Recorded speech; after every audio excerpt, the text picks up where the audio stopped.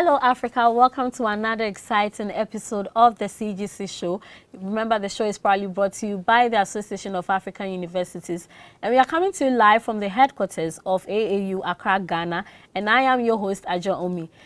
Do follow us on our social media platforms at AAU_TV, on Twitter, Association of African Universities, on Facebook and YouTube, and at AAU TV Official on Instagram.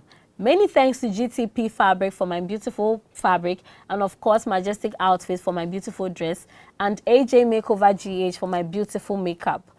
I have my guest here with me, and today we will be discussing cabin crew as a career path. I'll introduce her after the break. Stay tuned.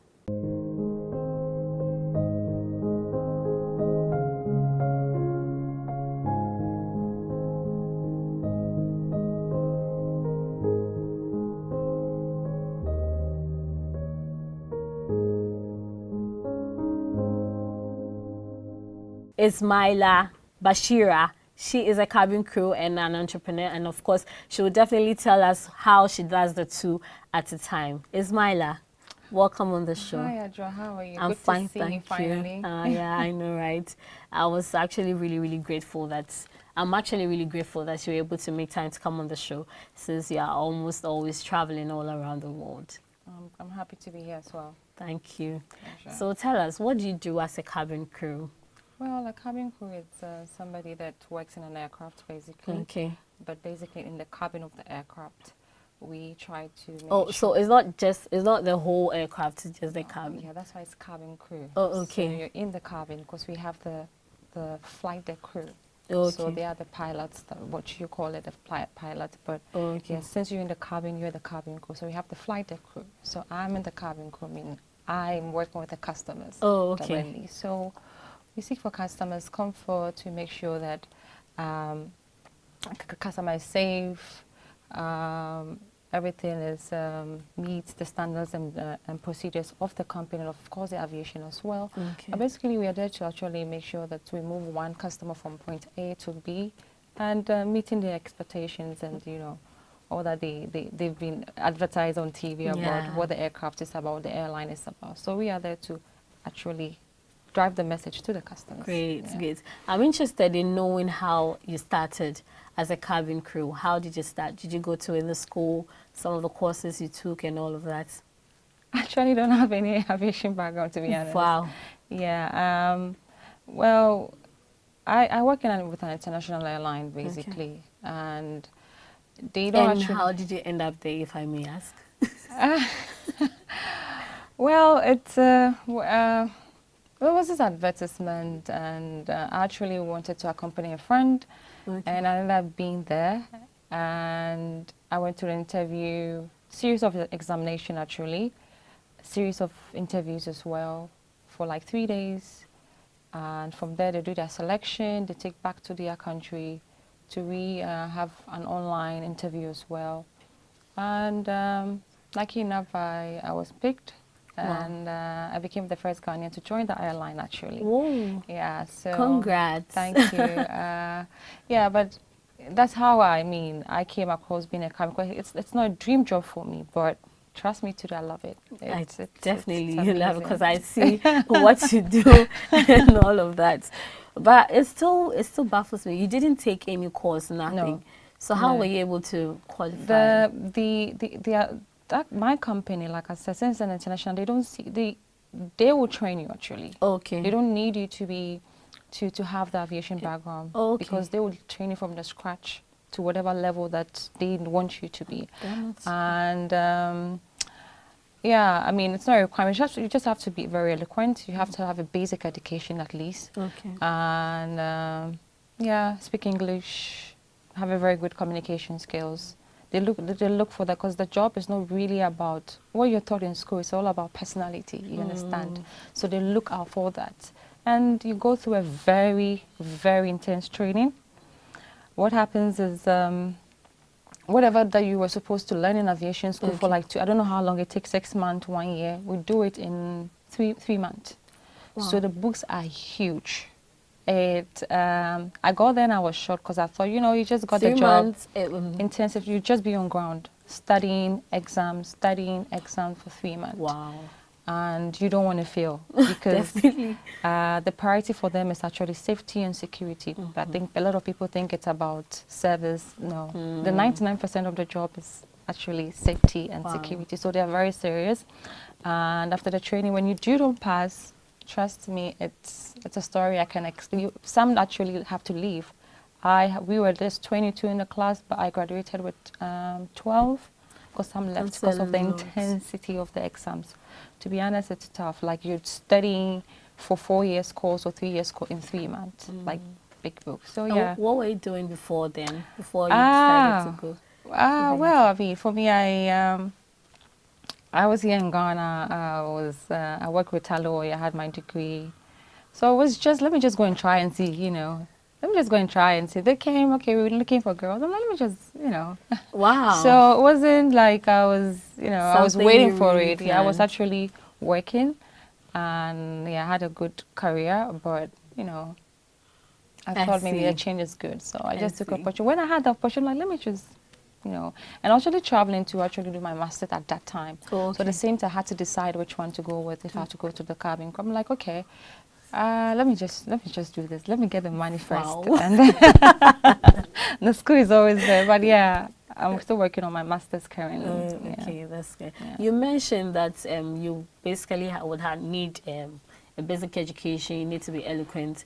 I'm sure that is why a lot of people think that cabin crew you only need a basic education, and that's all. Well, I wouldn't say it's just basic education. Like I said, they need you. They're looking for personalities. Okay. You understand? And we don't go to school to learn personality. You don't have degree and say, I had degree in personality. Definitely. Because you could have a degree and you still don't know what you're doing. So for them, even if your degree, you have masters, they will train you, but we're looking for the personality. How do you deliver a product? How do you sell something to one customer? Like, this is exceptional service. It's the same food or it's the same service I would give you. Somebody would give something like, no, I don't like this. But it's the same food, really. But what makes it a difference? Yeah. So you realize it's not about degree. Whatever, or having a basic. But guess what? If it's just basic, then when you get that job, you don't need to go through any training, because, you know, they just but you have to learn. It's not. We have people that have masters, they're doing 2 degrees. I have my degree. You know, it doesn't change anything. People do online courses. I mean, a lot of us actually, 99% of us actually have degrees. And some are doing their master's, secondary, some are doing a lot, some are even, and the good thing is, a lot of people also want to transition from being a cabin crew to flight decks. Oh, okay. So what's the difference actually? Well, cabin crew, you're a cabin crew, you're in the cabin, like I said, you deal with the customers directly. Okay. But the flight deck, you're a pilot. Oh, okay. So in aviation, they calculate certain hours of flying, and it also, you know, it would help you to get a job. So people do the flying whilst you're a cabin crew, and whilst you're flying, they're studying for. We have a lot of crew learning piloting now, and the next minute, after 2, 3, 4 years, she's a pilot. And some people use that channel to get there. Okay. You understand? So if it's just about just basic education, I'm sure they would actually go to. They'll find somebody around and just, you know. So yeah, we do have people that have. I mean, I'm here, I have degree, so yeah. Share your experiences with me. How has it been for you?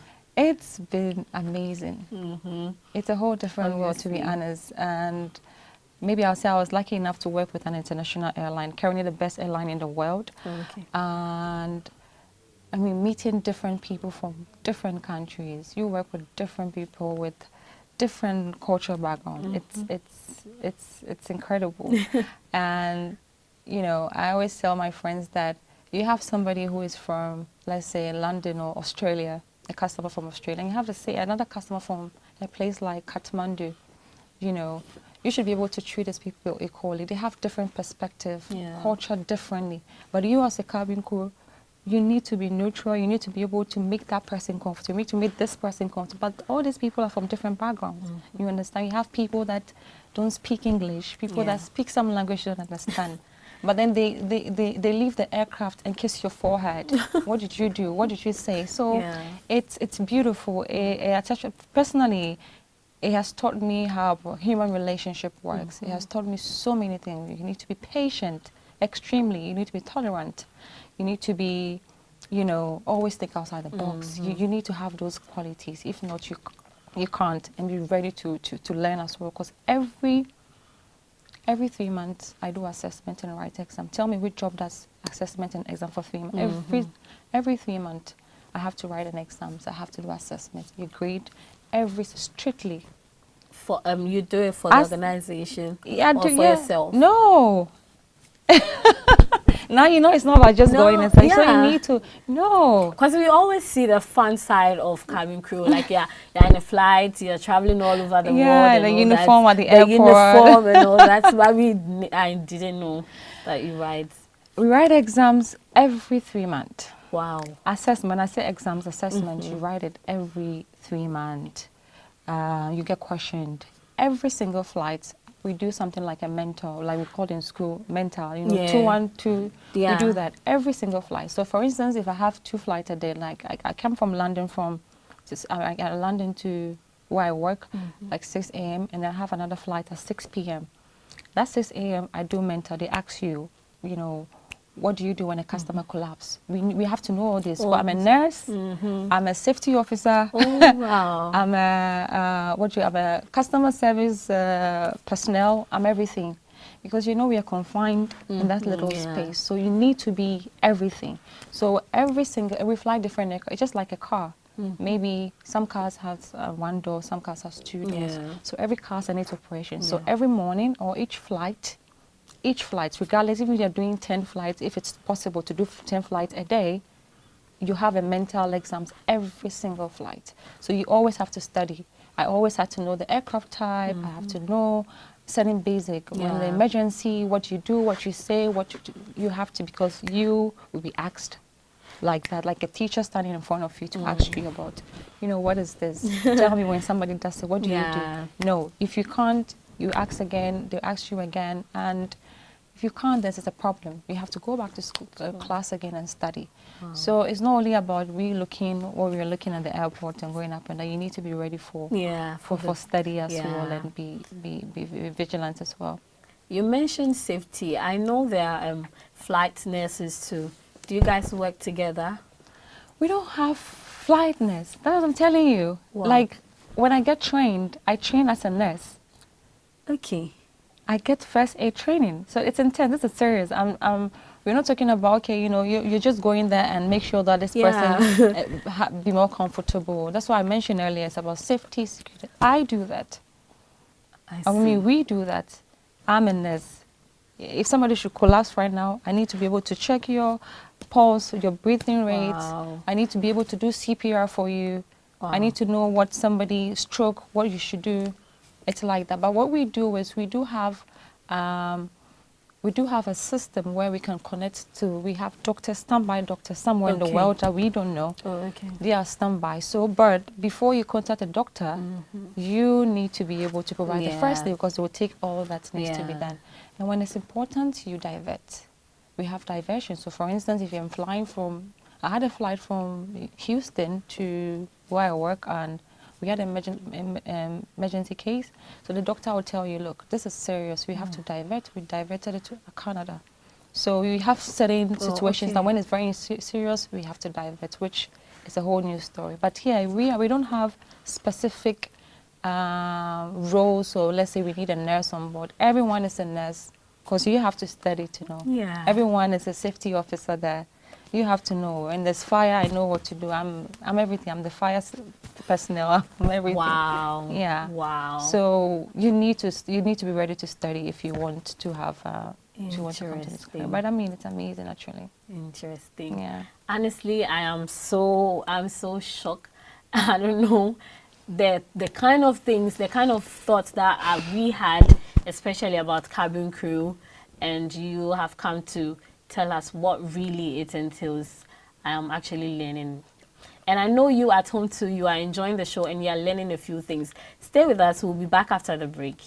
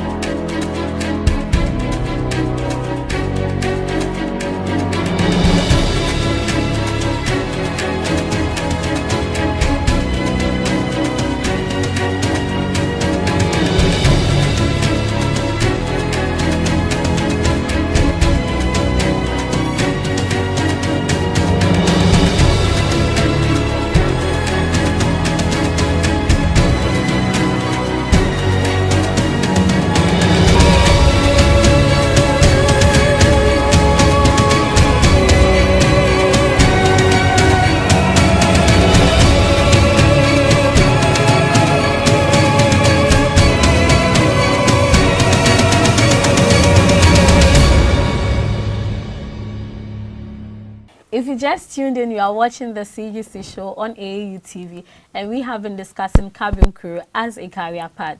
If you've always thought that is an easy job to do, well, you would have to find it interesting, or you would need the passion for it before you can do it, because obviously it is not so easy like other courses or other professions. And Ismaila has helped us to do the discussion here, and she's delved into the issue. But before, okay, let me ask you, what is the difference between air hostess and a cabin crew? Honestly, I think it's the same thing.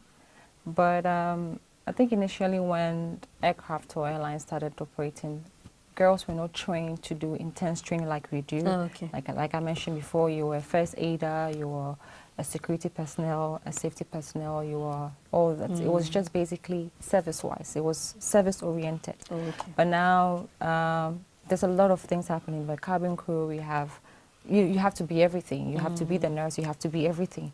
Before even they actually picked only nurses.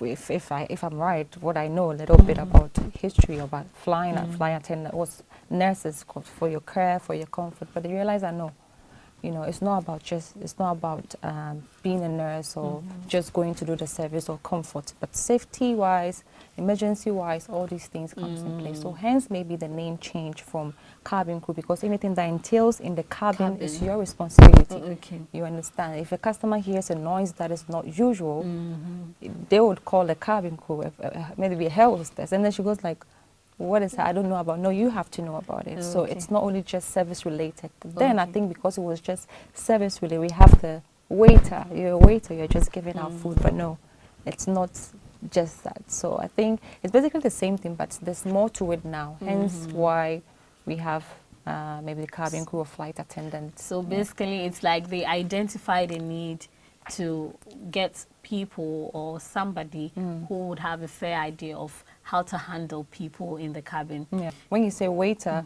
then it limits the idea of you being a waiter. You're just doing the service, but you're not only doing the service. You're taking other responsibilities as well as being a doctor or whatever, the nurse as well. So yeah. Okay. Yeah. Basically, okay. Briefly tell me some of the challenges you have faced. Like you said, you sometimes meet people from Australia, all and maybe Moscow, whatever, all in the plane, and you need to talk to all of them. What has been some of the challenges for you? Time is challenge. We don't have that we don't have specific times. So we fly every time, 2 a.m., 1 a.m., every time. And you go to countries like, let's say, Canada, and I left here in the morning, I get there, it's 2 days. I mean, the time is our problem. It's a big challenge. If you're somebody that you're a morning person, you're an evening person, you can't do, there's no morning person, evening person. You have to be every person. Wow. I'm sorry. Yeah, so time is a challenge, and it's tough when it comes to time. I mean, and when this is a challenge, it means that it takes a lot from you. Your body might not get the proper rest because of different time zones as well.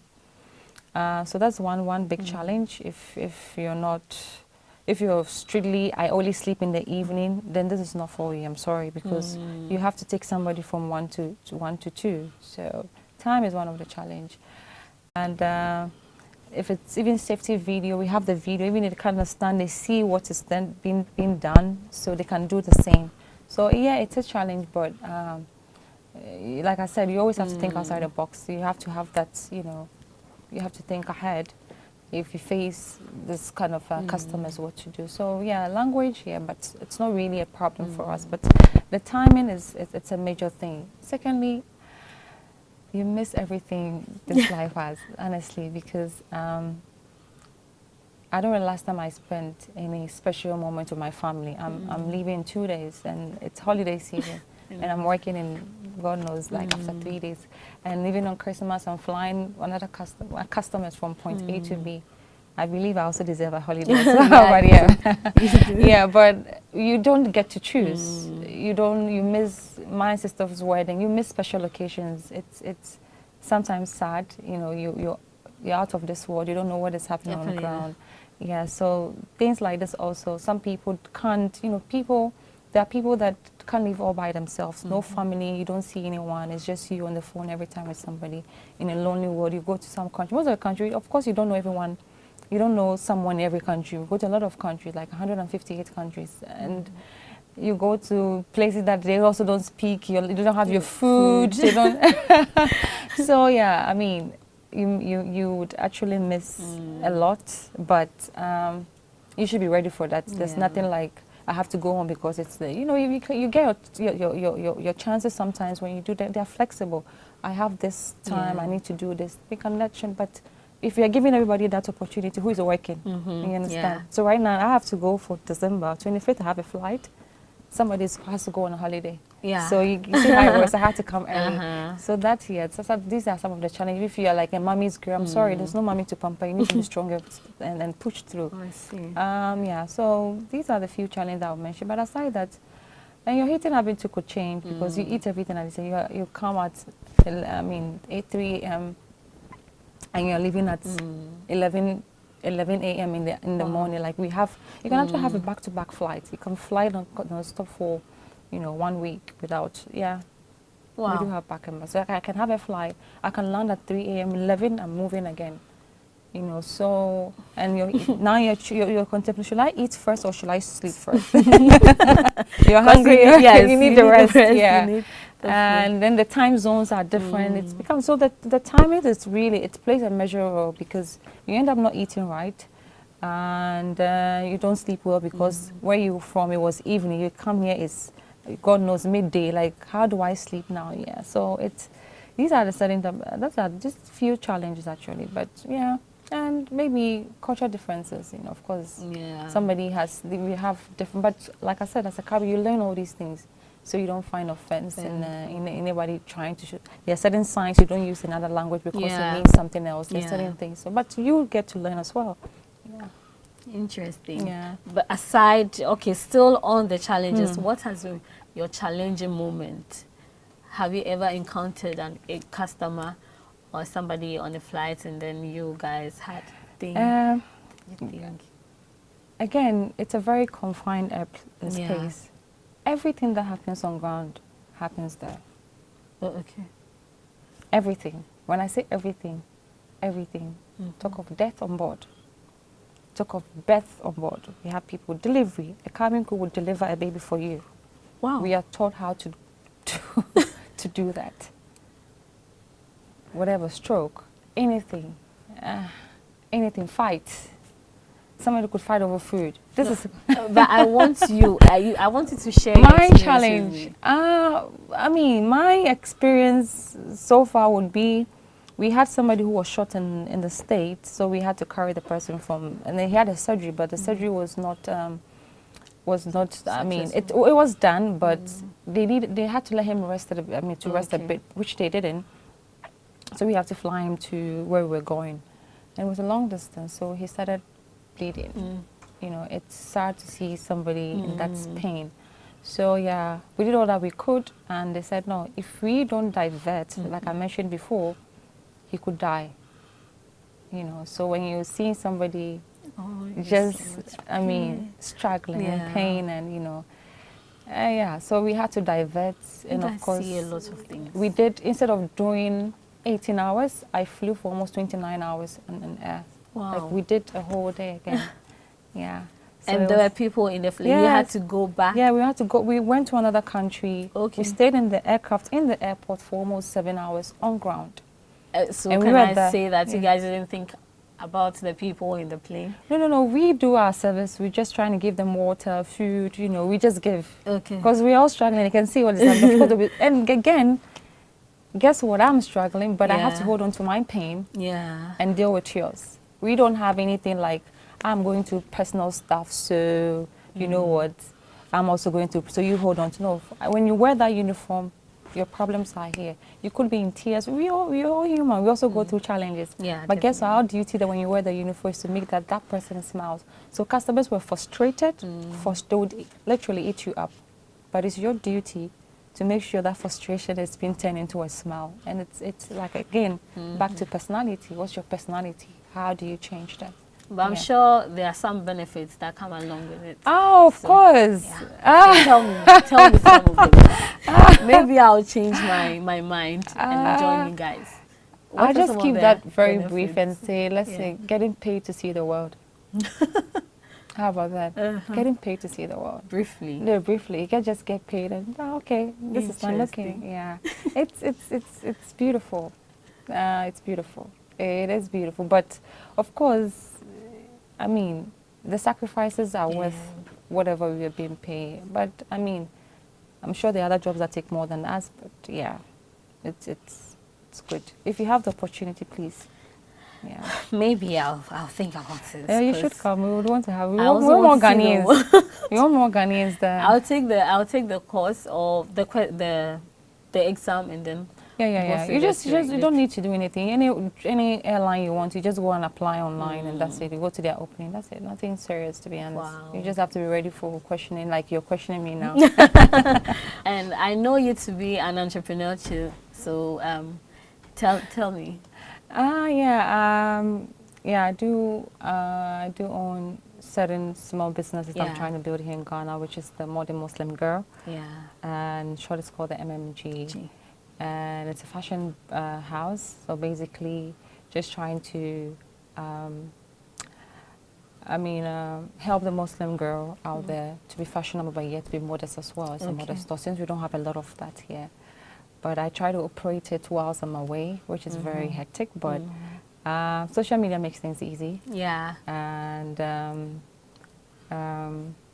so it's catching up gradually. You can follow us on Instagram, Modern Muslim Girl, and you see more of our works.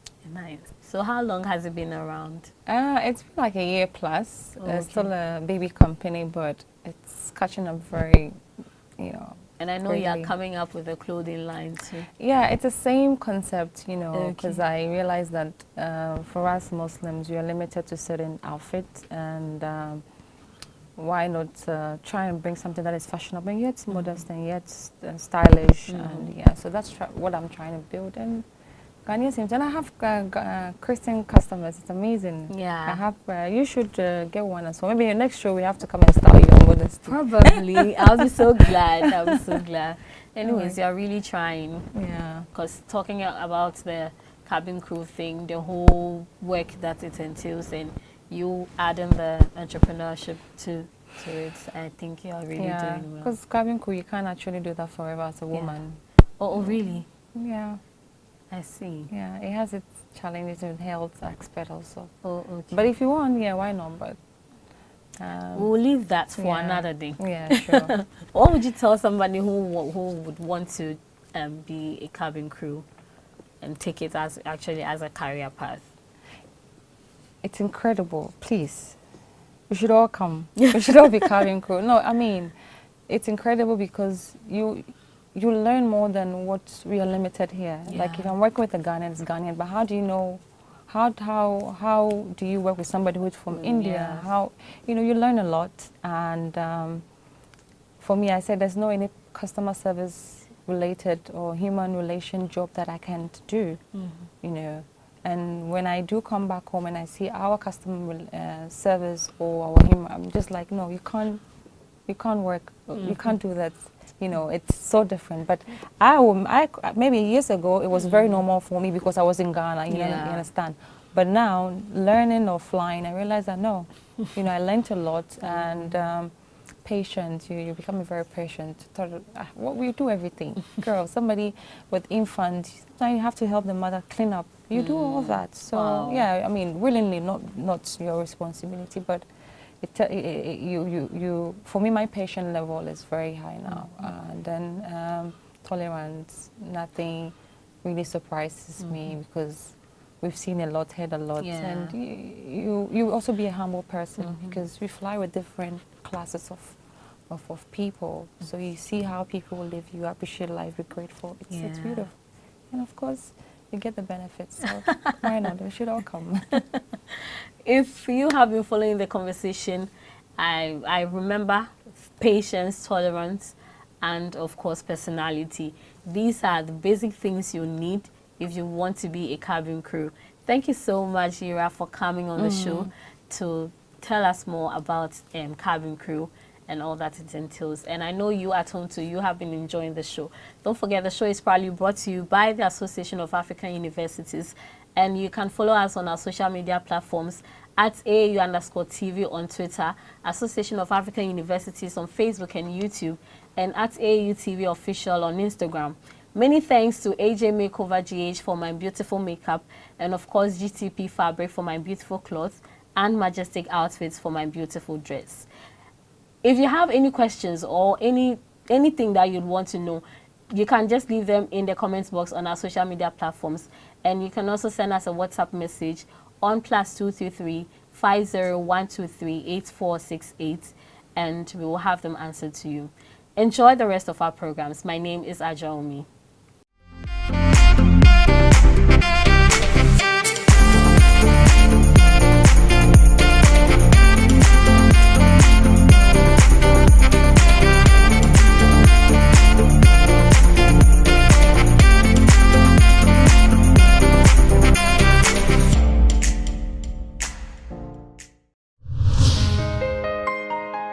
Hey, so this is Dishant from Unica University Common Application. I recommend you to watch AAU television. AAU TV is the place to be for every person in higher education in Africa. Better be there or be nowhere. Continuez de regarder la télé et surtout sur le AAU. Keep watching it and it will change the way you interact with higher education on the continent. AAU, great job. I want to tell you that AAU television is fantastic. It's educative, it's informative, and it is a must for anybody who is interested in higher education in Africa. When I was in Accra last year, I did an interview on this TV. It's a very important mouthpiece. It's a data, it's a bank of all we need for the development of higher education in Africa. People should make an effort to view it because it discusses very current issues of development across the continent. I believe that the station will continue to promote the overall development of Africa, particularly in the tertiary education sector. AAU TV provides a platform and shares a lot of information to a broader audience. So we wish you all the best, and please continue serving AAU TV, the voice of higher education in Africa.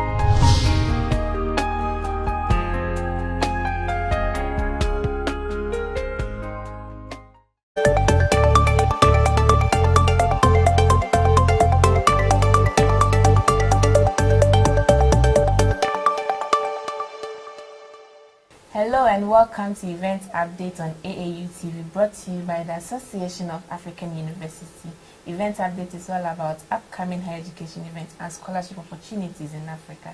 My name is Isabella Titahinakwa. Je m'appelle Alexandra Johnson.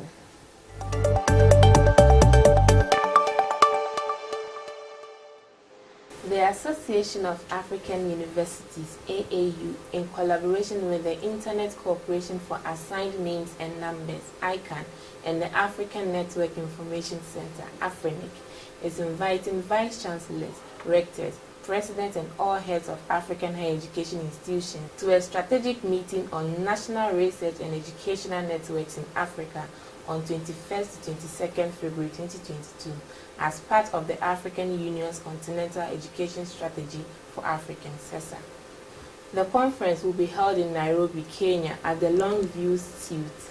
It will concentrate on how Africa's research and education communities can work together to develop their end ranks, allowing them to deliver better ICT services to assist research, teaching, and learning in order to achieve the CESA 16 to 25 mandate, and as a result, Agenda 2063.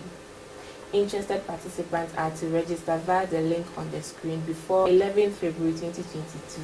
Email acolete@aau.com for more information.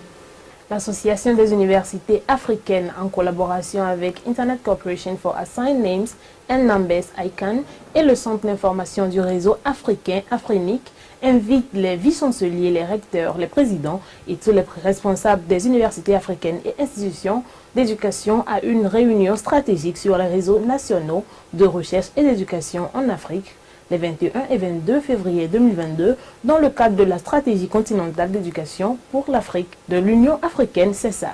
La conférence aura lieu à Longview Suite à Nairobi, au Kenya. Il se concentrera sur la manière dont les communautés africaines de la recherche et de l'éducation peuvent travailler ensemble pour développer leur réseau national de recherche et d'éducation NREN, leur permettant de fournir de meilleurs services TIC pour aider la recherche, l'enseignement et l'apprentissage afin de réaliser le mandat CESA 16-25 et par conséquent l'agenda 2063. Les participants intéressés doivent s'inscrire via le lien qui s'affiche à l'écran avant le 11 février 2022 et vous pouvez aussi envoyer un courriel à accolité@aau.org pour plus d'informations. The Reuters Institute, based at the University of Ghana, is calling for applications for the Oxford Reuters Institute Journalism Fellowship 2022 for journalists in African and developing countries. This fellowship is designed to allow professional journalists from across the world to do research on a topic of their choosing, which is connected to their job in the larger media sector before returning to their newsrooms. It also provides an opportunity to network with a worldwide group of journalists, take a break from their daily pressures of deadline, and analyze the industry's most pressing challenges with input from leading experts and practitioners. To be considered for the fellowship, you must have at least 5 years of journalistic experience or the equivalent degree of skill in rare situations. You must also be able to write at a publishable level of English, allowing you to participate in the fellowship and produce articles as needed. Applicants are to provide appropriate documentation if English is not your native language. Interested journalists should apply before 14 February 2022, and for more information, visit the link on the screen. L'Institut Reuters, basé à l'Université d'Oxford, lance un appel à candidature pour les bourses de journalisme. Oxford Reuters Institute 2022 pour les journalistes des pays africains et en voie de développement. Cette bourse est conçue pour permettre aux journalistes professionnels du monde entier d'effectuer des recherches sur un sujet de leur choix lié à leur travail et au secteur des médias au sens large avant de retourner dans leur salle de rédaction. Il offre également l'occasion de réseauter avec un groupe mondial de journalistes, de faire une pause dans les pressions quotidiennes des délais et d'analyser les défis les plus urgents de l'industrie avec la contribution d'experts et de praticiens de premier plan. Pour être considéré pour cette bourse, vous devez avoir au moins 5 ans d'expérience en journalisme ou un niveau équivalent de compétences dans des situations rares. Vous devez également être capable d'écrire à un niveau d'anglais publiable vous permettant de partager à la bourse et de produire des articles au besoin. Les candidats doivent fournir la documentation appropriée si l'anglais n'est pas votre langue maternelle et les journalistes intéressés doivent postuler avant le 14 février 2022 et pour plus d'informations, visitez le lien qui s'affiche à l'écran. MultiChoice South Africa is calling for applications for the MultiChoice Bursary Scheme 2022, which aims to help approximately 200 students. This program aims to provide opportunities for young people to gain experience in the sector while also shaping the experts who will lead us into the future as technology advancement continue to accelerate. Students in all years of study are eligible for the MultiChoice Bursary Scheme, including those who have started their first postgraduate degree in a STEM field such as actuarial science, electrical, electronic and information engineering, computer science and applied mathematics, information technology, data and information science, and digital media technologies. Applicants must be South African citizens, registered in the South African Institute of Higher Learning, and satisfy the eligibility of qualified standards outlined on the application form to be considered. Qualified applicants are to register via multichoice.sv.co.za/pages/login before 15 February 2022. And for more information, visit multichoice.sv.co.za. MultiChoice South Africa lance un appel à candidature pour le programme de bourse MultiChoice 2022 qui vise à aider environ 200 étudiants. Ce programme vise à fournir aux jeunes la possibilité d'acquérir de l'expérience dans le secteur tout en formant les experts qui nous guideront vers l'avenir alors que les progrès technologiques continuent de s'accélérer. Les étudiants de toutes les années d'études sont éligibles au programme de bourse multi-choice, y compris ceux qui ont commencé leur premier diplôme de 3e cycle dans un domaine STEM tels que l'actuariat, l'ingénierie électrique, électronique et l'information, l'informatique et les mathématiques appliquées, la technologie de l'information, la science des données et de l'information et la technologie des médias numériques. Les candidats doivent être citoyens sud-africains inscrits dans un institut sud-africain d'enseignement supérieur et satisfaire aux critères d'éligibilité et de qualification indiqués sur le formulaire de candidature pour être pris en compte. Les candidats qualifiés doivent s'inscrire via multichoice.sv.co.za/page/login avant le 15 février 2022 et pour plus d'informations, visitez multichoice.sv.co.za. The joint Japan-World Bank Graduate Scholarship Program is calling for applications for master's degree programs beginning in the 2022-2023 academic year for students from developing countries and Japanese nationals. Interested applicants must be citizens of a World Bank member developing country, not hold dual citizenship in any developed country, be in good health, hold a bachelor's degree or equivalent, and at least 3 years prior to the application deadline date, have 3 or more years of recent development-related work experience, be employed in development-related work in a paid full-time position at the time of applying for the scholarship. Applicants are to visit webportalapp.com/sp/login/developing countries nationals W1 to register before 28 February 2022. And for more information, visit www.worldbank.org/en/programs/scholarships. Le programme conjoint de bourse d'études supérieures de la Banque mondiale du Japon lance un appel à candidature pour des programmes de maîtrise à partir de l'année universitaire 2022-2023 pour les étudiants des pays en voie de développement et les ressortissants japonais. Les candidats intéressés doivent être citoyens d'un pays en voie de développement membre de la Banque mondiale.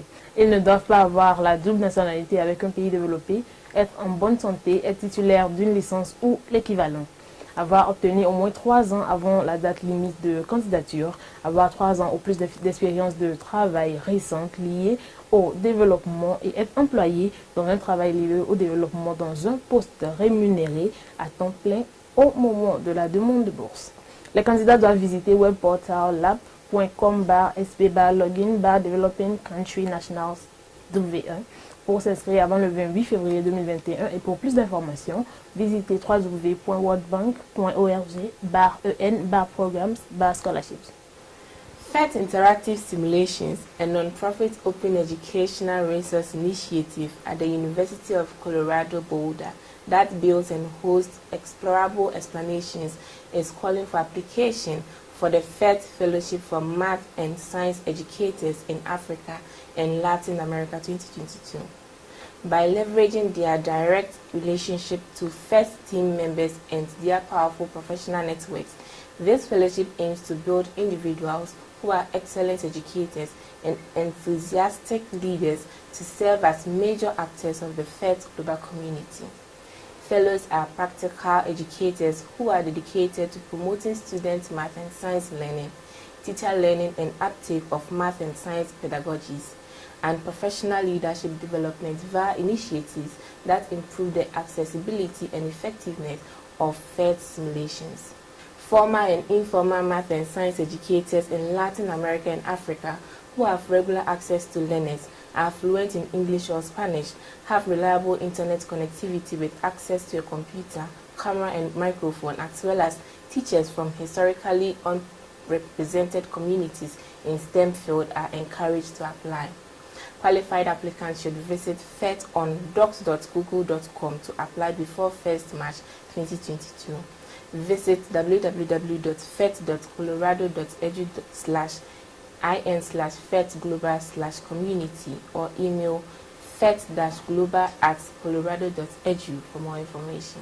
FET Interactive Simulations, une initiative de ressources éducatives ouverte à but non lucratif de l'Université du Colorado à Boulder, qui construit et héberge des explications explorables, lance un appel à candidature pour la bourse faite pour les enseignants en mathématiques et en sciences en Afrique et en Amérique latine. En tirant parti de leurs relations directes avec les membres de l'équipe faite et de leur puissant réseau professionnel, cette bourse vise à trouver des personnes qui sont d'excellents éducateurs et des leaders enthousiastes pour servir d'acteurs majeurs de la communauté mondiale faite.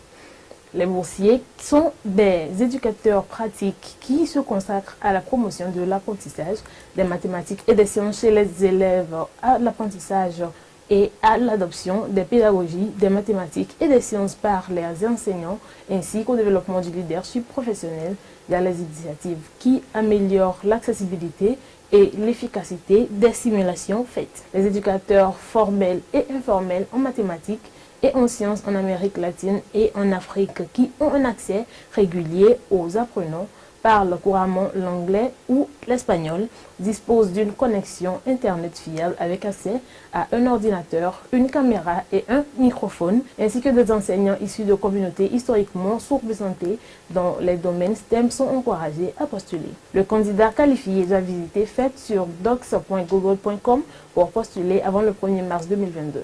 Le candidat qualifié doit visiter faites sur docs.google.com pour postuler avant le 1er mars 2022. Vous pouvez également visiter www.fed.colorado.edu/in/fed-global/community ou envoyer un courriel à fed-global@colorado.edu pour plus d'informations. Thank you for being with us. Event Update is brought to you by the Association of African Universities. Follow us on our social media handles at Association of African Universities on Facebook and YouTube, AAU TV_African Universities on Twitter, and AAU TV Official on Instagram. I am Isabella Titahi. Je m'appelle Alexandra Jansson.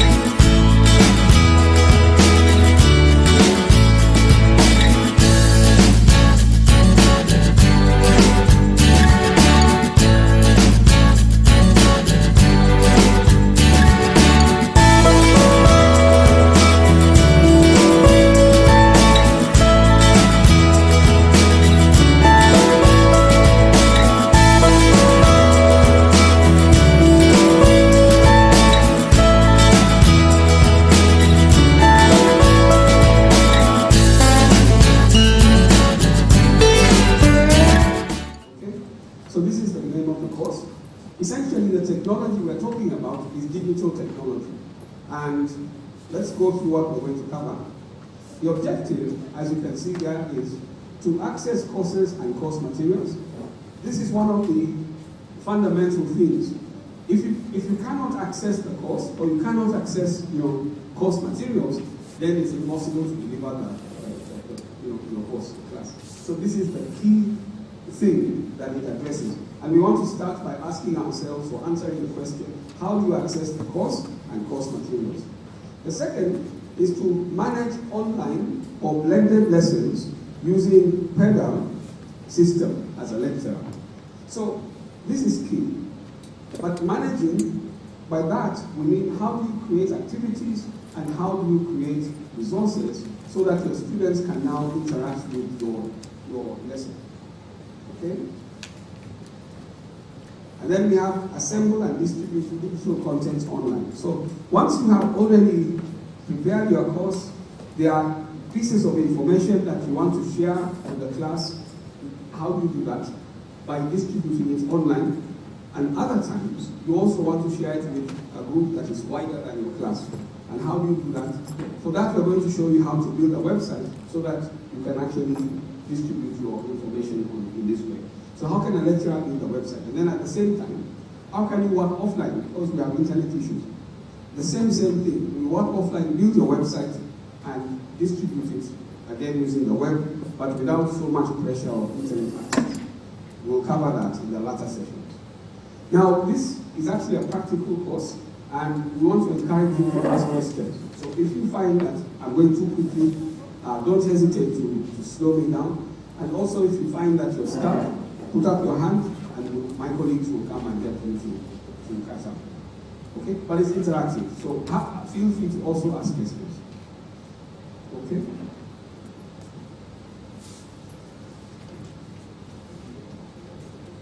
The learning outcomes then will be to access lessons as a student, to manage lessons as a lecturer, and to apply your knowledge in assembling digital content for learning, and also distributing. So the session plan is going to start with pre-training workshop sessions, followed by the learning management system sessions, followed by the learning management system as a lecturer, followed by the compilation and dissemination using websites and PowerPoint. That's the last part. Okay. So what did the pre-training comprise? It had 4 days. The first day was just enrolling and navigating the system. So those who actually did it are familiar with the system already. And we'll discuss a little bit about that. And then preparing resources. How do you translate your lesson plan into something digital so that it can be accessed on a learning management system? So you have a lesson plan, but there's a translation that is required in order for it to be accessed online. We're not going to cover that one, but we'll give you the tutorial to go through it step by step. And the reason is the shortage of time.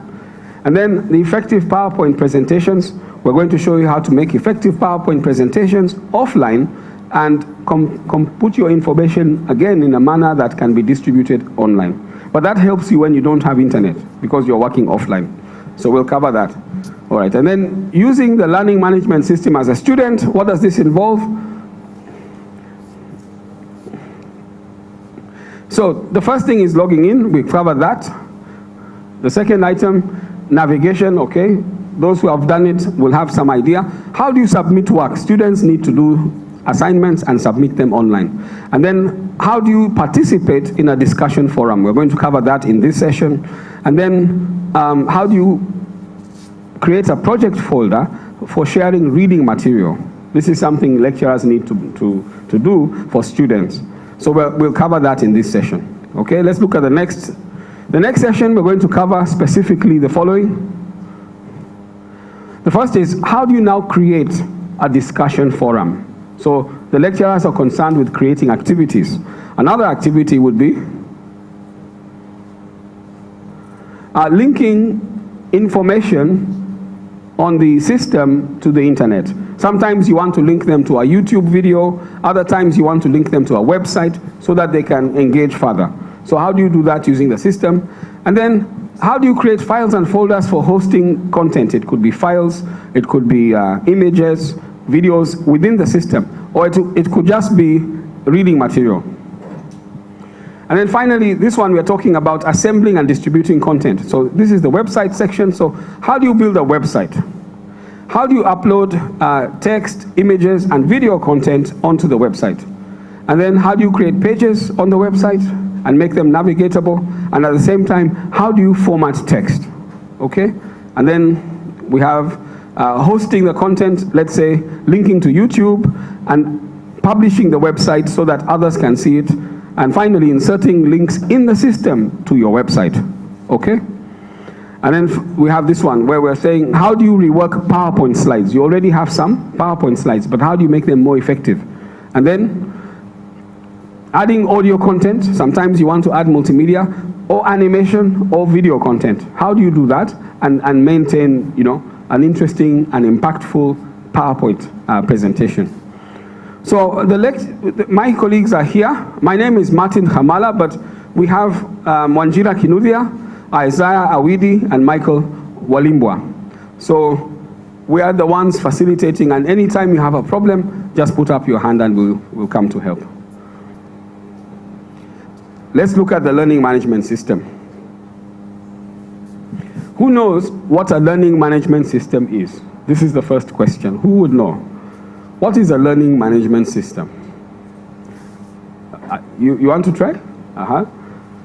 Anyone wants to try? Or what does it mean to you? Because, you know, there's what you always hear of LMS or learning management system. What do you think of when you hear that or that phrase? What does it mean? Yes. Thank you. I understand it to be the module to be taught or to be learned. Okay. Say it again. Is the module to be taught or to be learned? The module to be taught or to be learned? Okay. Yes. It's just technology, any kind of technology involved with learning and teaching. For example, maybe the internet computer system. All right. Anyone else? And maybe tell us your names. What your name was? Adediro. Adediro. And yours? Fransula. Fasula. My name is Tuboso. Learning management system is a platform on which teachers and or learners and teachers interact. To transmit organized information or education. Let me put it that way. Okay, very nice. These are good ideas. I mean, everybody has a bit of it. Who else wants to try? What does it mean to you?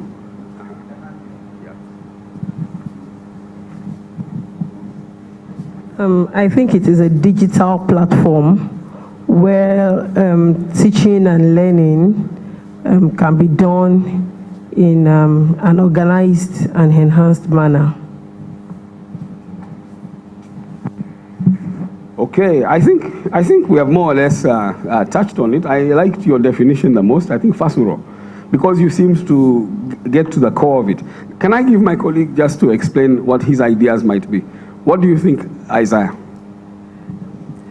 Yeah, thank you for the response. But basically, a learning management system is any technology that you can use to support teaching and learning. So if you have a learning platform, a technology where you can upload your courses to the students, give them activities to work, assignments for them to submit, give instructions as to how they can, what they can do to help them construct knowledge. We refer to that system as a learning management system. So in short, we say any technology that you use to enhance teaching and learning is a learning management system. Thank you very much. Do we have questions on this one?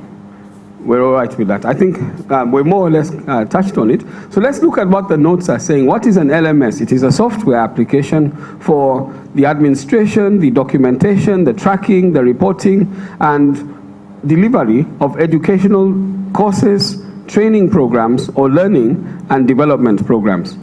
So it's quite a mouthful. But essentially, you get the sense that you are trying to manage the course from a learning point of view. Okay, which is different from, you can argue, systems that are concerned with reporting, with compilation, and administering the course. This one is trying to enter into the classroom and manage the relationship between the teacher and the student.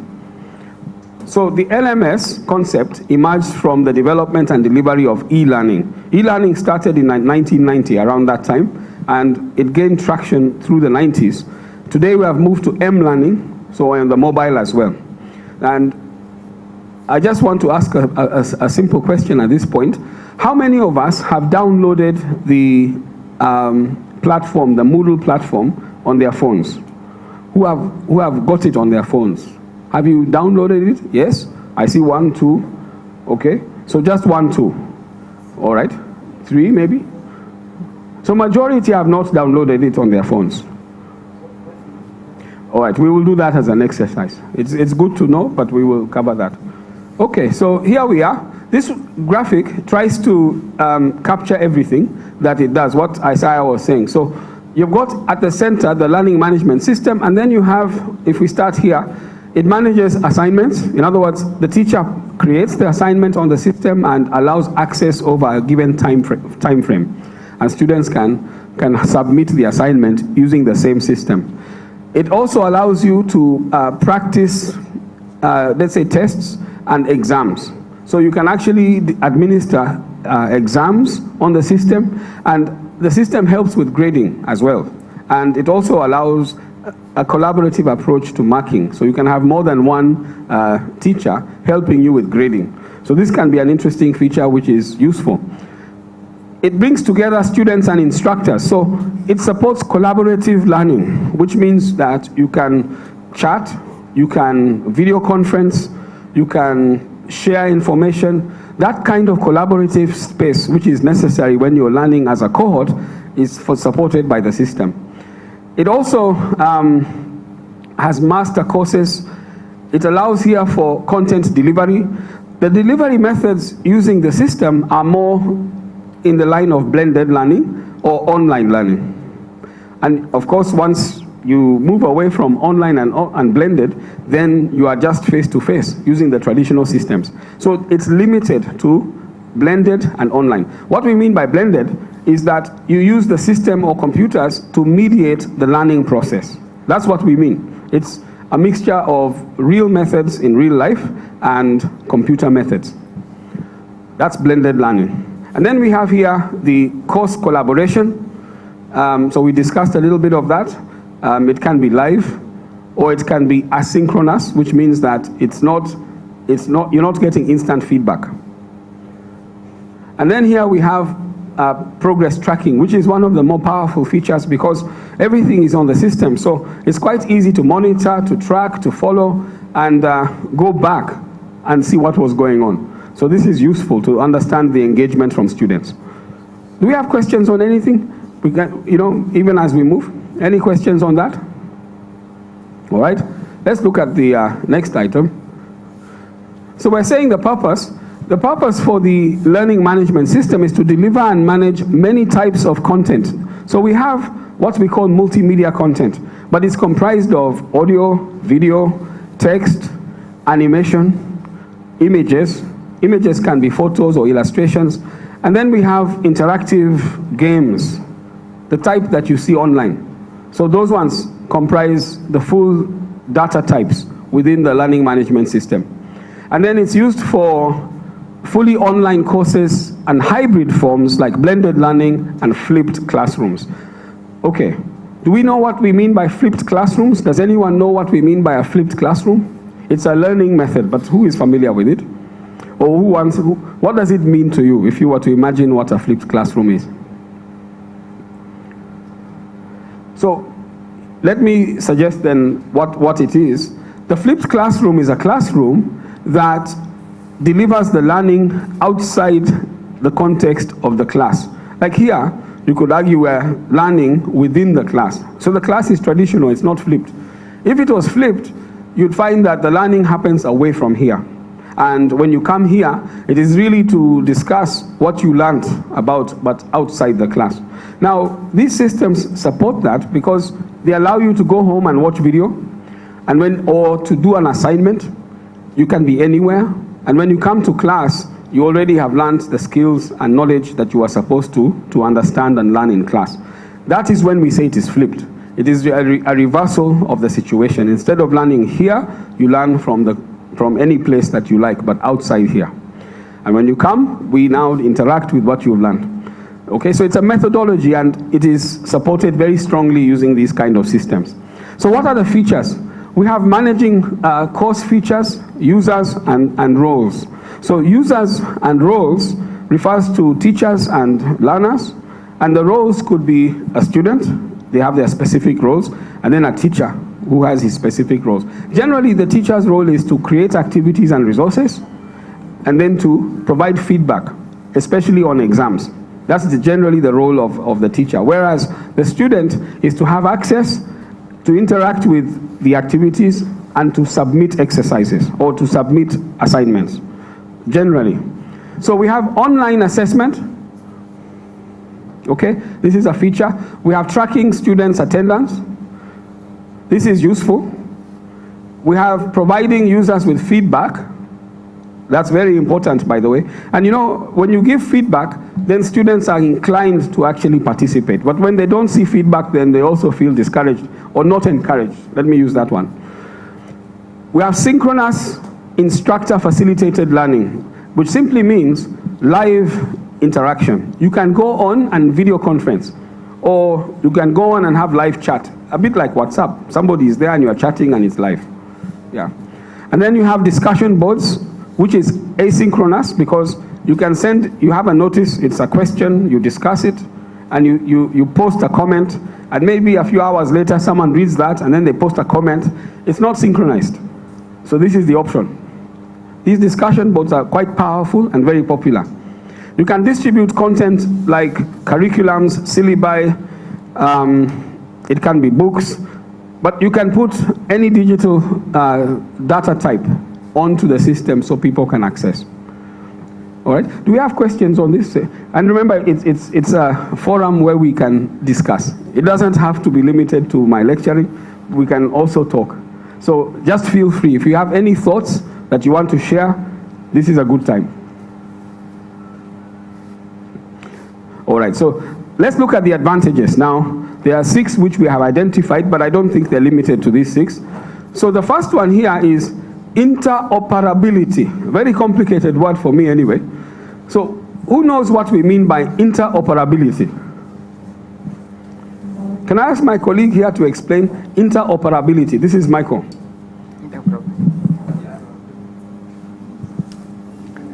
Okay. Good morning once again. We are looking at a learning management system.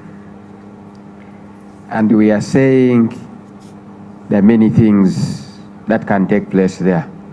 But we are coming from the background that we are teaching people who enjoy learning electronically. You are looking at digital natives. These are people who move with earphones in their ears, and they like listening to music, and they like capturing everything around them. They do all sorts of things.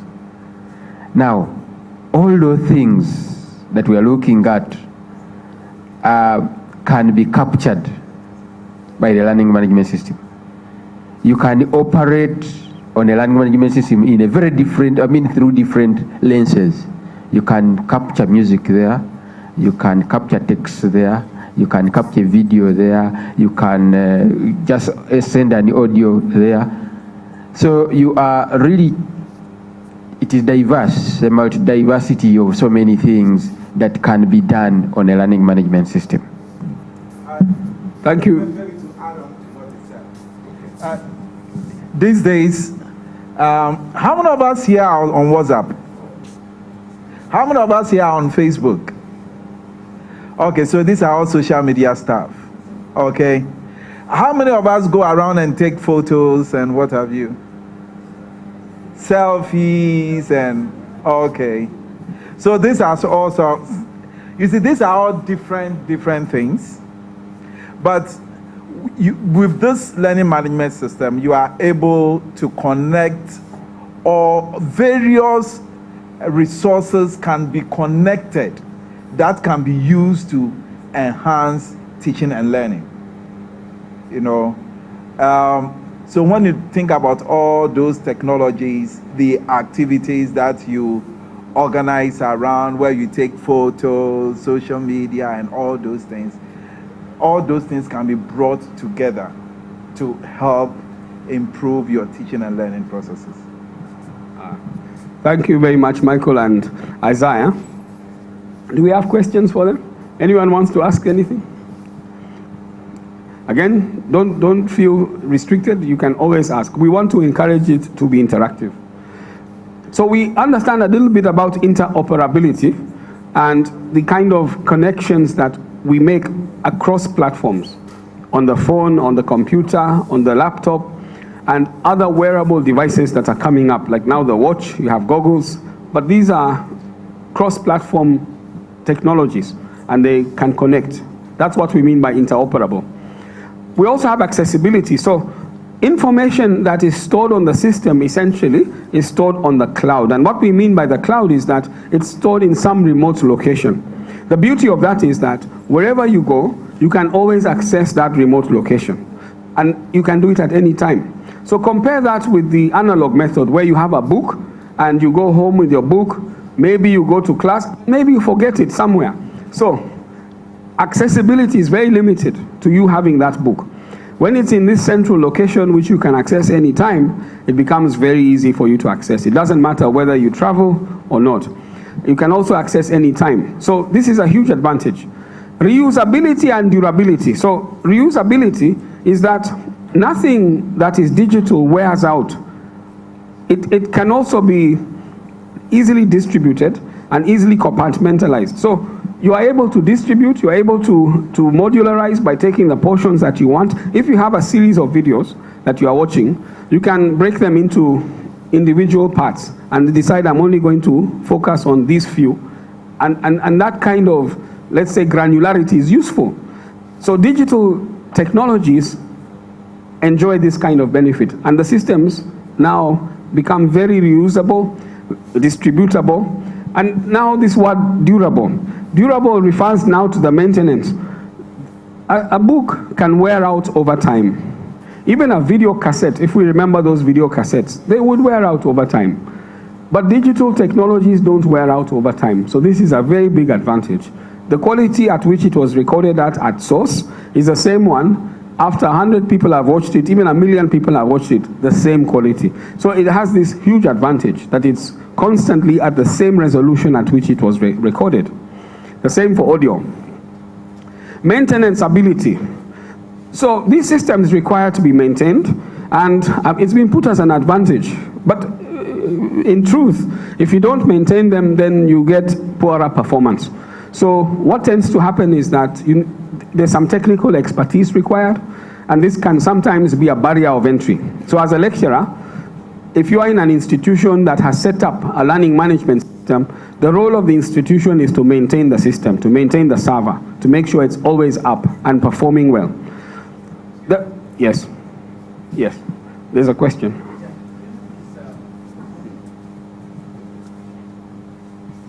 We're talking about advantages. I do not see maintenance ability as an advantage because you have to spend money in maintenance. And of course, in this culture, we have what is called lack of maintenance culture. So in that case, I don't see it as an advantage. Yes, that's a comment from Adewale. Yes, Adewale. So that's a very good comment. I also tend to agree. To me, it looks a bit like a disadvantage, especially in Africa. So this is a valid point, that we have a culture which doesn't maintain very well. Who wants to add on to that? I mean, we all have experiences of connection issues. Sometimes you can't connect. When you connect, you have a problem of staying online. So this can be a big disadvantage. Yes. Sorry. I agree with your comment 100%, but I also want to add that we can look at it from two different perspectives. From the technical side, it is difficult when we don't have the technical expertise or the know-how or the people to maintain it. But in terms of the actual software that runs it, and with the example that we'll be sharing with Moodle, for instance, there is a community of developers around the world. So anytime there is an issue, even within your particular institution, somebody somewhere around the world has already maybe got a solutions for it.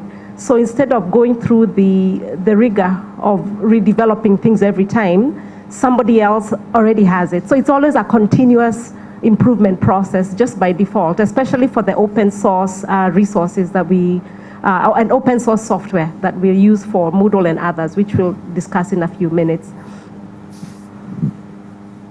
Yeah, I think something else we could say is that very often, anytime you have an advantage, you can actually see it as a disadvantage, depending on context, depending on perspective, depending on very many other things. And each of these actually may have its downside, so that it is upon us as learners, as teachers, to be aware of that and therefore control it or manage it. For example, when you say it's whatever, the first one, when you say it has that, it means it can also be destructive. You can put too much information until the learner is confused. When you say it's accessible to who? Some of us are old. When you tell us to access digital information, it is like, it's impossible. So I guess here we are just focusing on the advantages and then telling ourselves we have to manage the downside.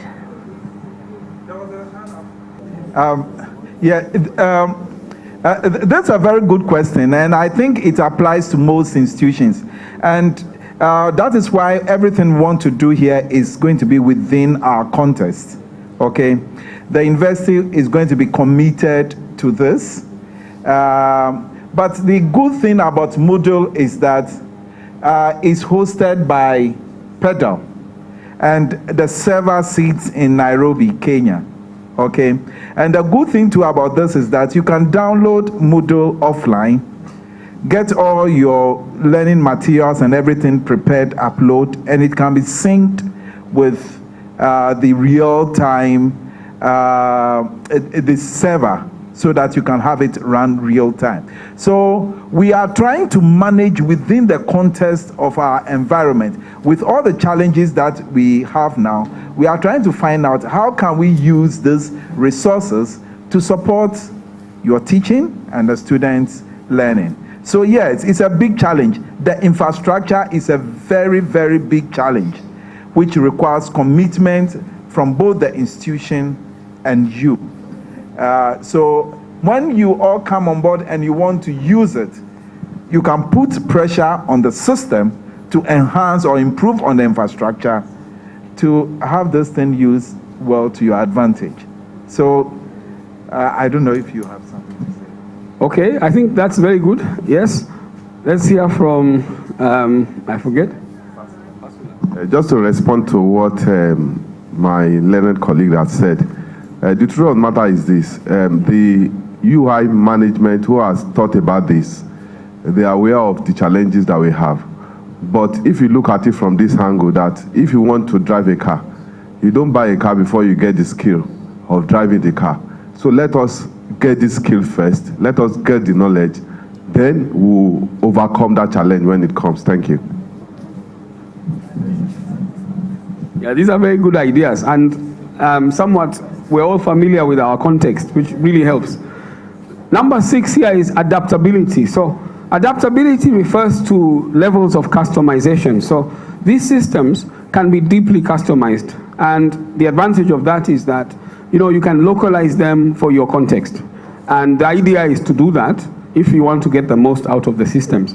So some other advantages here are, supports content in multiple formats like text, video, audio.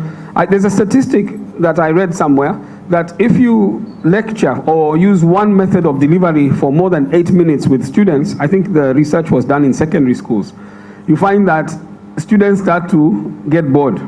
So the challenge then is to use different formats and different methodologies within a lesson. A lesson can even be 40 minutes or 80 minutes. So the idea that the system supports different formats helps you to be more diverse in your delivery. And then we have flexibility, access anytime, anywhere. This is something we discussed earlier. So these are some of the advantages. But let's look at the disadvantages. Yes. Oh, I see. There's a question.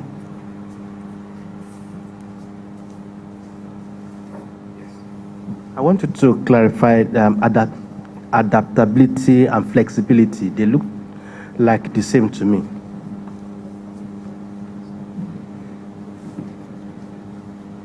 Yes. Adaptability and flexibility. Oh, I see. Okay. So I think Adewale is saying, how do you differentiate between flexibility and adaptability? So my understanding on, let's say, adaptability is to do with customization. For example, if you have content that you want to use to teach a class, and maybe the content was prepared in Europe, so you find it has a lot of European, maybe the environment is having trees and snow and items which you don't find locally, you need to change that content to make it relevant now to the local context. So that is a case of adaptability with content. On the other hand, flexibility, I think, refers to how a user might use the system. This is what I think. So the usage is very flexible. You can use it on your phone, you can use it on your, let's say, laptop, you can maybe have a tablet, and this kind of flexible approach to learning sometimes is very necessary. I think Eunice raised the issue of age, which can be a barrier of entry, but also with younger people, you know, you might find that a different device might be more useful. So the different levels, flexibility refers to the user, whereas, you know, adaptability refers more to what the teacher would want to do to the system to make it accessible. You know, so there's this kind of difference in approach. So adaptability goes the way of localization of content, whereas flexibility goes in line with usage of the information. I'm not sure if I'm answering. Is it somehow clear? Okay. Yeah, anyone wants to add something? It's okay. All right, so let's look at disadvantages. So we have about 4 disadvantages. One is it requires a well-built-in technology infrastructure. Okay? So I think we alluded to that in our talking, that without this infrastructure, you find that you're very much, you know, hampered and you can't really make use of the system or even access it. Okay, ongoing technical support. So the key word here is technical. That you might find that the barrier of entry is a bit steep, in part because there's a learning curve, and I think that could be mentioned at the last instant. But at the same time, there's some technological investment of time and effort that is required before you can have the access. So it becomes a bit of a disadvantage. So initial workload to teachers and students. This is one of the things that, in essence, you need to have something in the system before students start to interact with it. So it imposes on the teacher a need for you to front load all your work. You have to make sure that you have your syllabus ready, your course outlines done, you have to have your content ready, and then your activities and resources in the system, so that when students come, they have something to interact with. So even if you do it for the first lesson, everything must be in it before you start. So it imposes an initial workload on teachers. And then students, the same, they have to somehow come to terms with the system before they can start using it. And then, of course, the learning curve is just you have to learn the system. Can we think of any other disadvantages in our context? Because we have these learning management systems in our institutions, and sometimes we find that there are many disadvantages. Power outage. Oh, sorry. Okay, so you've added to that one. Yeah. Any other one? Yeah, power can be an issue.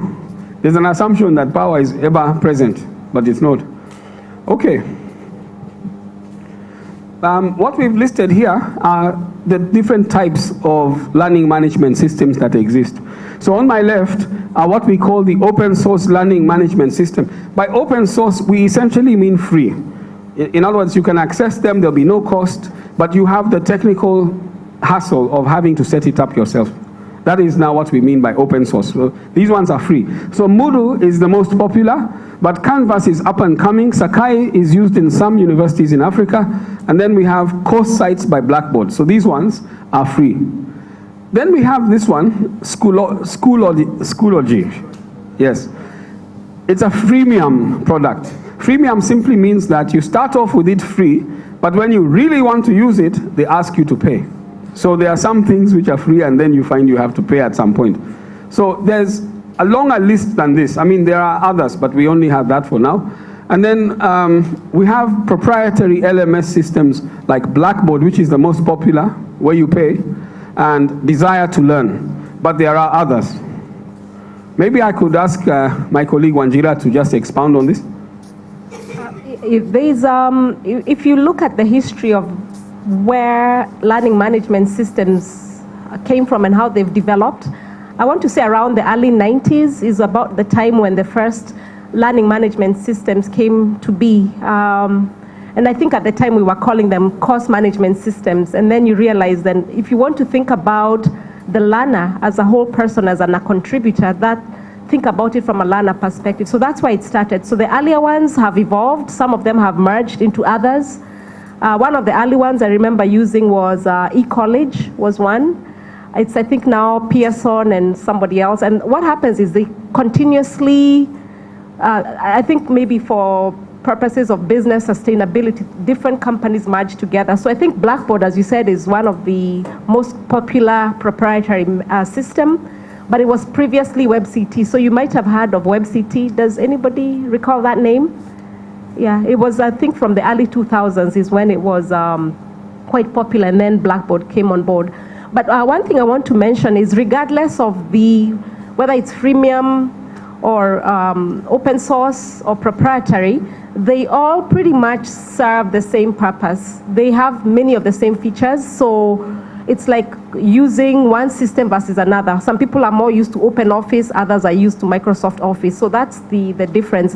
And then there's something we call SCORM, which means that if you've developed something in one system, you can easily compress it together and import it into another course. So let's just assume the university here selects one system and they find that's not working so well, or there's a cost issue, or you want to upgrade. You don't lose your work. The technical team is able to take everything, put it together, and import it into your new course shell that you're using. So you don't ever lose anything that you've developed. There might be some formatting issues depending on where you move things to, but your content is there forever, basically, because it's not just residing on your computer, it's residing on a server somewhere in a cloud. So that takes away the risk of that I've lost all my work. So that's very, very important.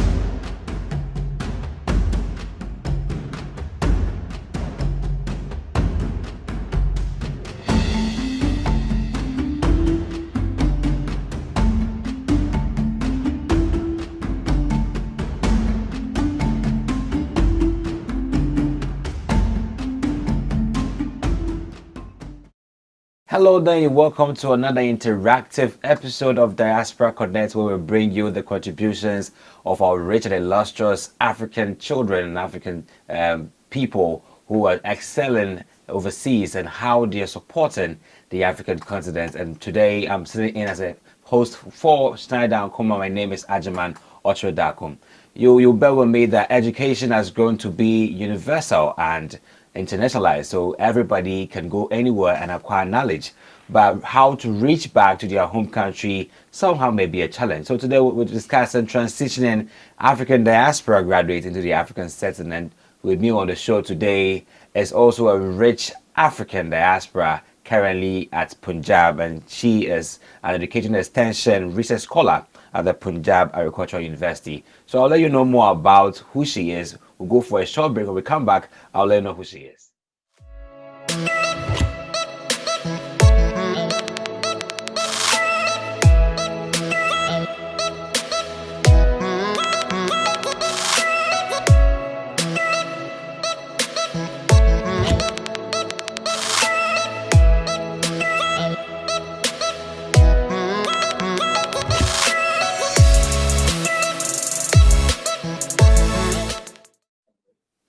Welcome back to Diaspora Connect, where we bring you the contributions of the African diaspora towards the African continent. And my name is Ajiman Ochredakum, sitting in for Schneider and Kuma. And today we're discussing transitioning the African diaspora into graduating to the African setting. And we'll meet today to discuss this is Caroline Rono. Iyamune, Caroline. Hello, how are you? I'm fine, God's grace, and you? Also fine. Yo, did I get the greeting right? Iyamune, right? Yeah, that's good. Achamege. In reply, I say achamege. Fantastic. I don't know what that means though, but I think it's a good thing, right? All right, so Sorry? sure. So just want to know how you're doing right now at Punjab. How's it going? Very well. So it's quite hot. We are in summer. The temperatures are 40 degrees centigrade as of now. However, everything is okay. Great. So we'd like to know more about Caroline Rono, what you do and what you're studying at Punjab Agricultural University. Do you mind sharing with us what you do? Okay, so as you've heard, my name is Caroline Rono. I'm a PhD Extension Education Research Scholar at Punjab Agricultural University. Okay. I'm also an employee of a university back home in Kenya known as University of Kabianga in Kericho. So I am, as I've said, I'm a scholar who deals with extension education issues, mostly geared towards improvement of agricultural technology. And we work mostly with farmers and also with scientists. So basically, as an extension education, I provide the link between the scientists, like those who specialize in engineering, those who specialize in agronomy, and I provide a link between them and the farmers out there in the field. So my process is more like a communicative kind of linkage, whereby I help to interpret what the scientists say with their lingo, the scientific language, to become better understood by the ordinary farmer. Great. And then once the technology is passed to the farmers, I also help transfer the farmer problems to the scientists so that they can also provide solutions. Great, great, great. So, I mean, that's an amazing role you're playing in the agricultural value chain, and that is splendid. So, so that's an amazing role you're playing in the agricultural value chain, and that's splendid right there. Yeah, so let's now zoom into our main discussion for today, being an African, someone of African descent, and also finding yourself in India at the moment. I mean, to the main discussion, how we can transition African diaspora graduates into the African setting. You know, many Africans get the opportunity to go overseas to study, and you know the rich packages of a scholarship and all that, and the kind of systems they get exposed to. Now repatriating back, or now coming back to the soil to where you from, to now transfer the same knowledge you went to acquire becomes a problem. So now let's start with the main challenge. What has been, from your point of view, the bigger challenge for African students who end up overseas in studies, and they are returning back to impact their country with that knowledge? What has been the biggest challenge from your point of view? Why they don't really come back? So I think the biggest challenge so far has been for them finding a place where they fit in the overall African space. Yeah. Because they leave their countries, sure, they go gain more knowledge, more research, research skills. Yeah. And then they go back to find the same conditions which they left behind. Yeah. So for them, when they go back, they find it hard to adapt to using maybe, let's say, for example, researchers, using the research facilities which are way lower than what they are accustomed to out there in the diaspora. Apart from that also, the knowledge they've acquired while in the diaspora, they find that maybe the level of technology they've been exposed to has not yet even been started being introduced back home. Yeah. So those are the main challenges which most of the graduates out here have to deal with once they go back. And then again, the society also there is not normally very open to receive them back home again, because they see them once if they get employed in any organization, of course they'll have to be paid higher than them. So that is also another challenge which they have to deal with.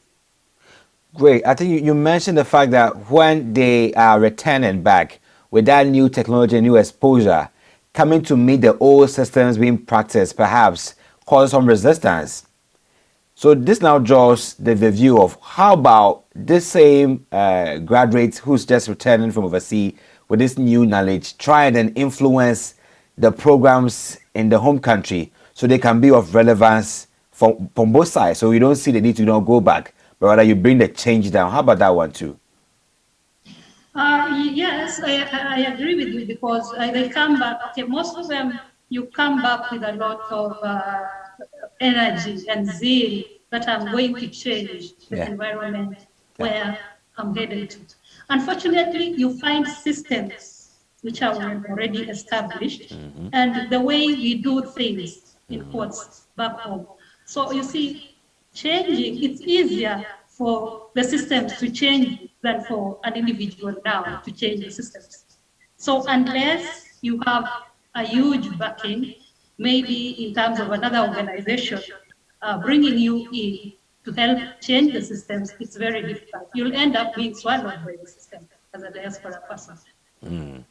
So I think eventually we end up losing so much of our young graduates who find themselves overseas learning because they got better opportunities over there. But in your case, can it happen that you may not return? Perhaps you stay where you are because you find that the opportunities over there, the technology, the growth, perhaps suits you better than coming back to Kenya. Would that happen in any case?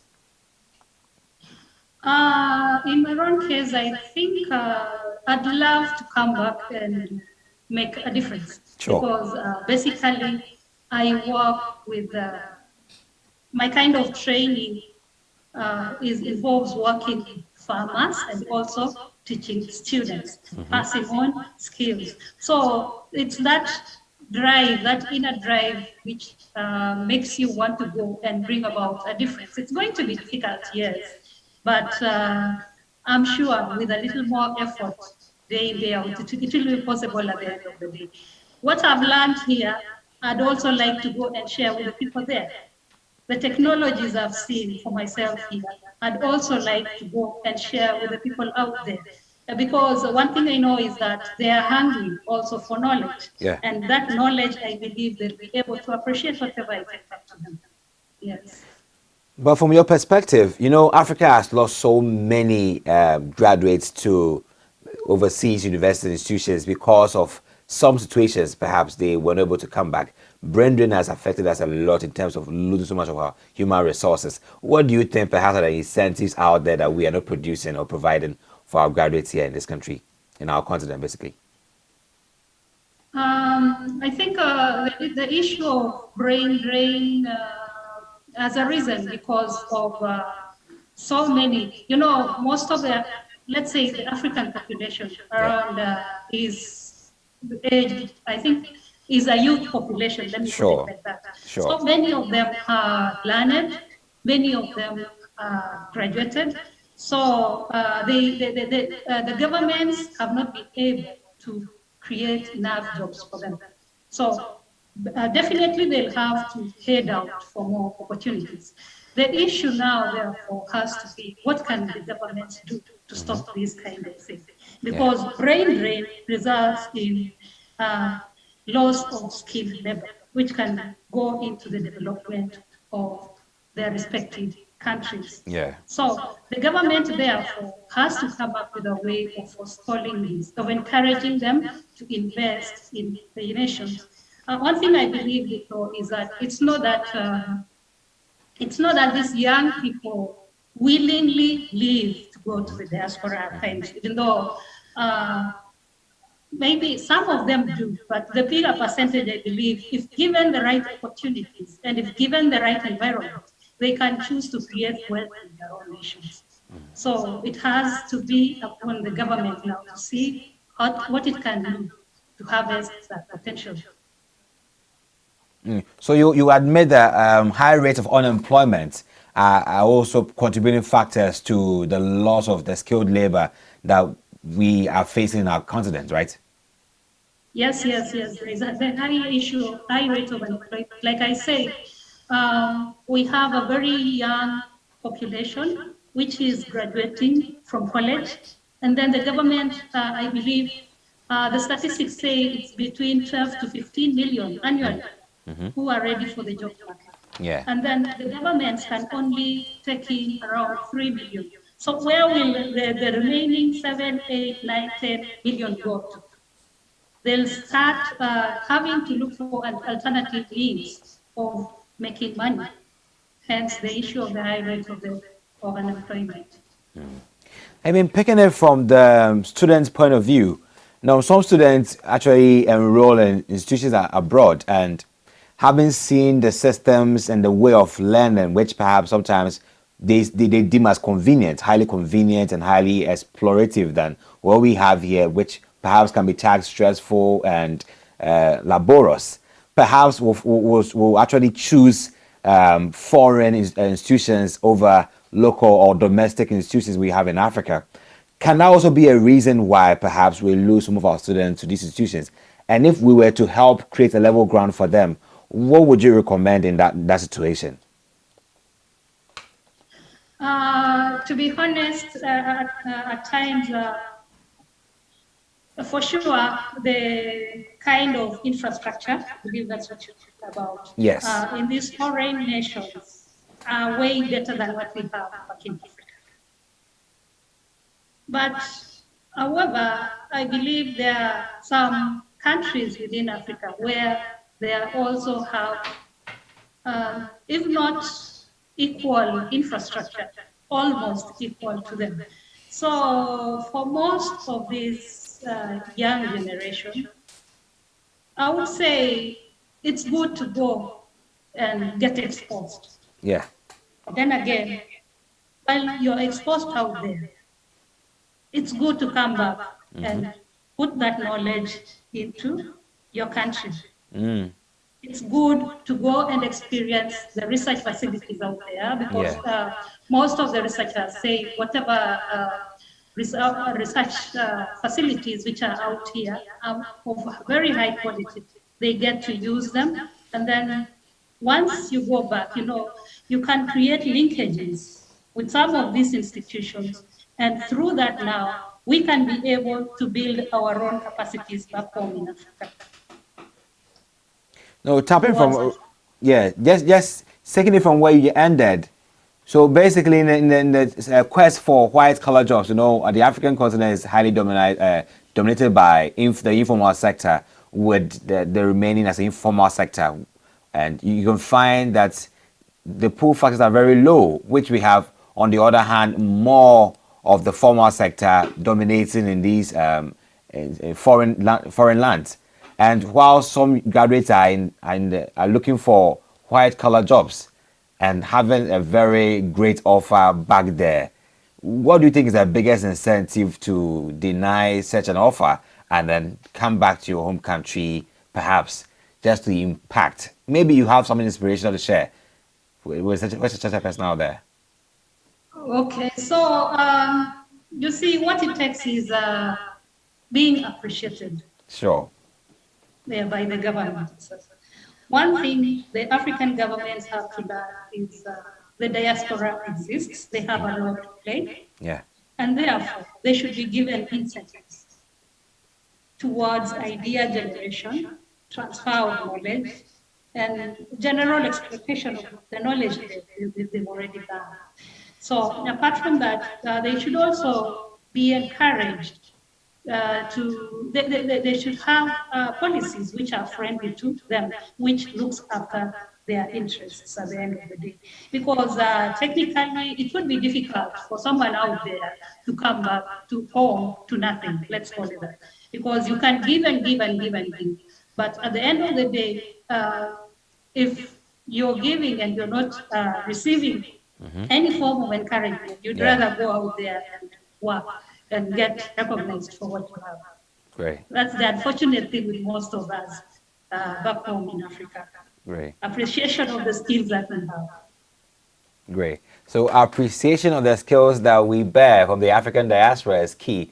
It should be highly appreciated before they could be encouraged to come down. So there, if you just joined us, I'm here with Caroline Rono. She is a research extension scholar at the Punjab Agricultural University, and we're discussing transitioning for the African diaspora graduates to the African setting. So don't go anywhere, go for a short break. When we come back, we'll talk more about how we can work on these challenges and create a headway. Don't go anywhere.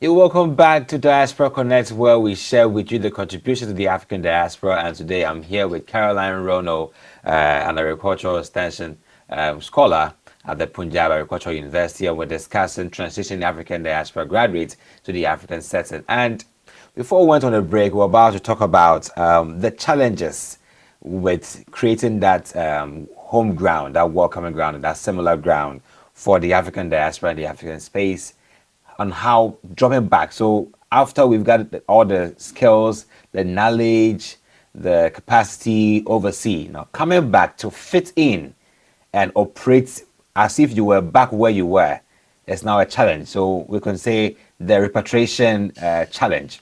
How would it be for you in your case? How do you want this to be done for you? Let's say you are done with your studies at Punjab University and you want to come back to Kenya and work well, perhaps much better than you used to.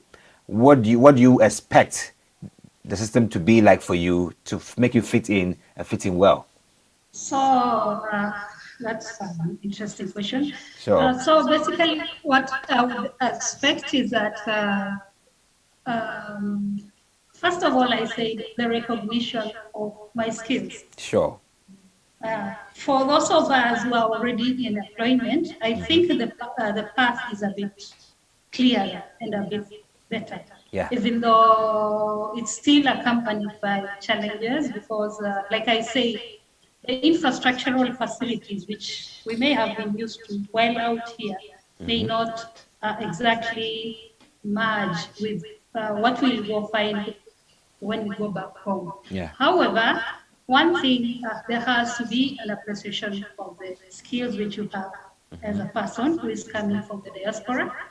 The second thing, especially for my case, is that I would expect, since I'm employed, salary increment. Yes, and that's very important. Promotion, you know, those things. These are very key. You need those intrinsic, extrinsic benefits. Yes, yes. So those are some of the things which I would expect. But for someone, let's say, who is unemployed, it's kind of difficult for them to find their way around once they're back. Because first of all, they need to look for jobs. Yeah. And getting a job right now, as we've been talking about a few minutes ago, is quite difficult. Sure. The issue of unemployment is very rampant. So most of, especially I have colleagues who have already cleared and they've gone back home. So what they have actually cited is that the challenge is being employed to do exactly what you went to study. Yeah. So they end up putting aside the knowledge which they acquired and do something else. Okay. So at the end of it all, that knowledge becomes obsolete. Okay. So some of them have talked about, if it's possible, they would be fine with even starting their own businesses. They are entrepreneurial anyway. They have entrepreneurial skills. Yeah. So starting some form of businesses would be okay. But then again, the issue of access to finance, yeah, the starting capital, is another issue. Yeah. So those are some of the challenges which most of the diaspora students who go back home face.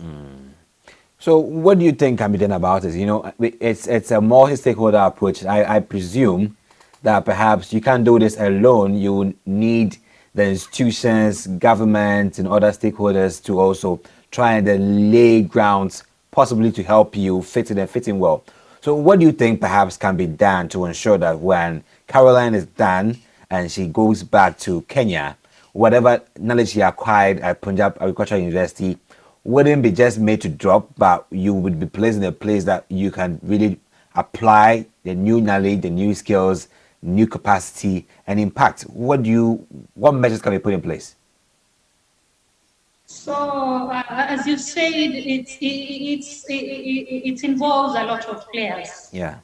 Yeah, it's not just something which can be done one by one institution. Sure. So basically, I believe just like the way there is a policy, a recognition of those who are in diaspora, who are employed and are remitting finances back home, there should also be a recognition for the students who are out here and how they can be brought back to the country and their skill sets utilized. The first thing I'd like to say is that maybe our governments back home can come together and form agencies if they don't exist already. Okay.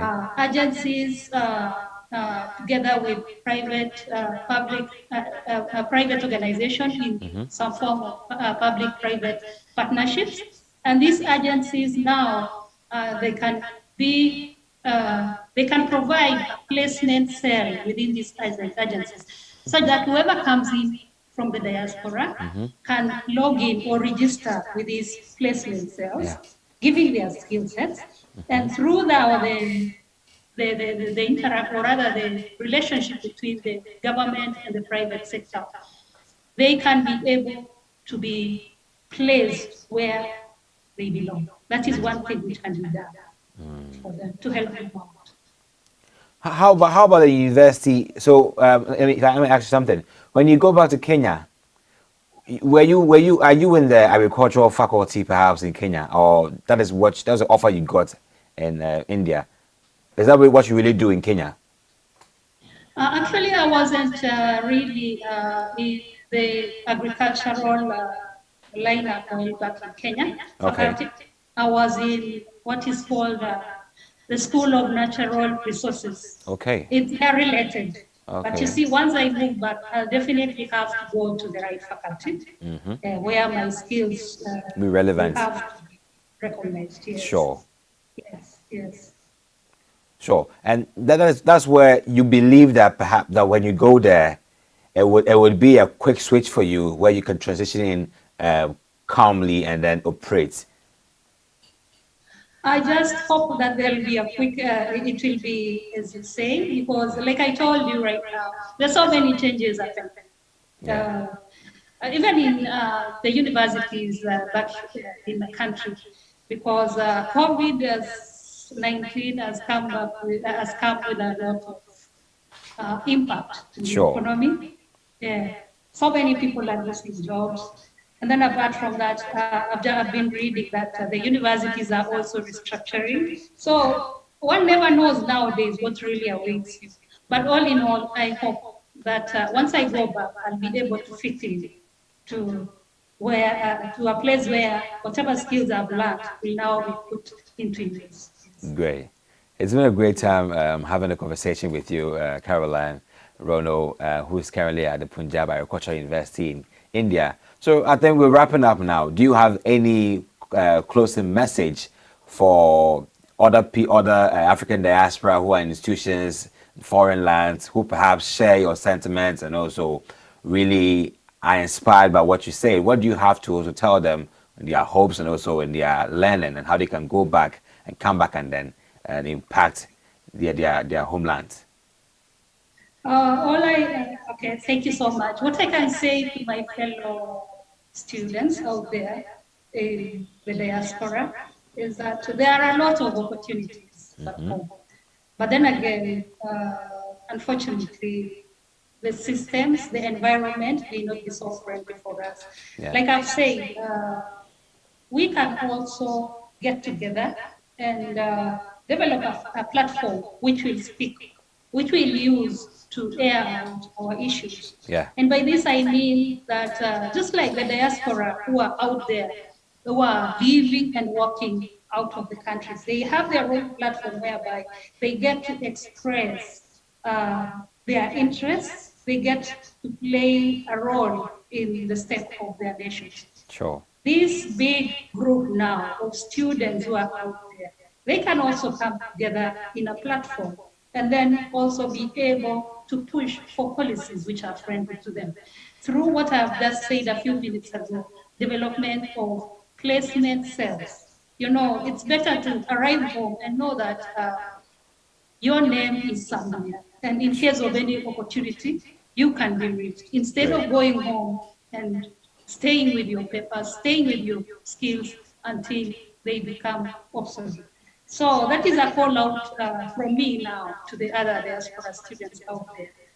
Let's come together, let's develop a platform through which we can air out our issues and also through which we can be able to address some of the challenges which have been facing us for long.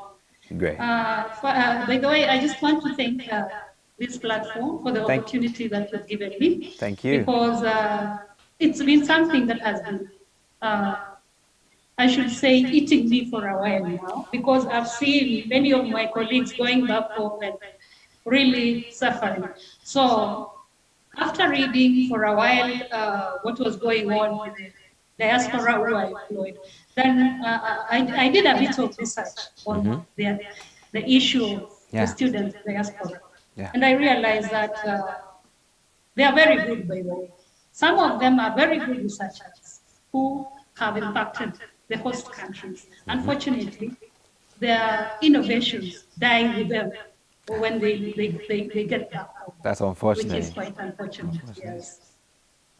So there we have Caroline Rono, an education extension research scholar at the Punjab Agricultural University, in conversation with Diaspora Connect. And we're glad that you allowed us into your space to share your study, your interest, and also your inspiration towards transitioning African diaspora graduates into the African setting. And I believe that, as you also recommended, that we should form synergies of African diaspora graduates, share your issues among each other, and inspire each other. The sky is just the beginning point for you, because we expect you to also come back and then impact your home countries with your skills that you've acquired. And I believe that you will be appreciated and also given the room to explore. So this is where time permits us on Diaspora Connect, and just keep watching our programs on AAU TV, and let's catch you next time with more contributions of our diaspora in overseas. Have a nice day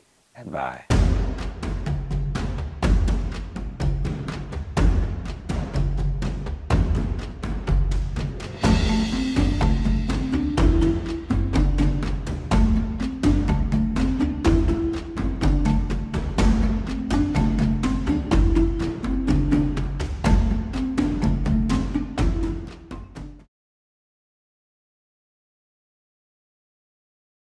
Good day, Africa. You're welcome to Event Update on AAU TV, brought to you by the Association of African University. Event Update is